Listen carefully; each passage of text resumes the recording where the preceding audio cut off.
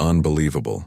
A judge arrested over groceries, and now the city owes him $2.5 million. Imagine this. A respected judge doing something most of us do every week, buying groceries, is suddenly hauled off in handcuffs by a police officer. It sounds like something out of a movie. But in this real-life case, it became a $2.5 million civil rights battle that exposed raw racial tension and police misconduct. It all happened on a quiet afternoon at a local supermarket parking lot. Judge Marcus Thompson, name changed for privacy in this dramatized retelling, had just finished shopping, his trunk open and groceries waiting to be loaded, when a police cruiser pulled up beside him. The officer accused him of a non-offense and, without clear evidence or probable cause, placed him under arrest right there by his car. The judge, stunned and confused, asked repeatedly why he was being handcuffed. But the officer wouldn't explain.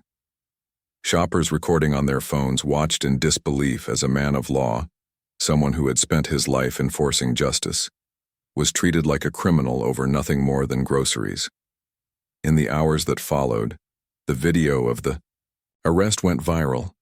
Civil rights lawyers immediately jumped into action, pointing to what they said was racial profiling and an illegal arrest.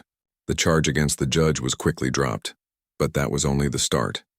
The judge filed a federal civil rights lawsuit, claiming the arrest violated his constitutional rights, especially the Fourth Amendment protection against unreasonable seizure.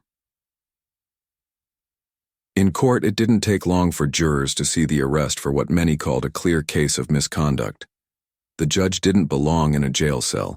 The officer didn't have solid grounds to stop him, and because of that, the city was held responsible for the violation of his rights.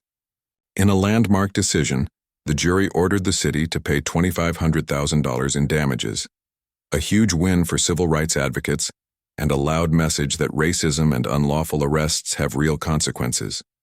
People from all walks of life reacted, some saying this is justice finally served, others pointing to systemic issues in policing that still need to be fixed. Either way, this case will be talked about for years, and it all began with a trip to the grocery store.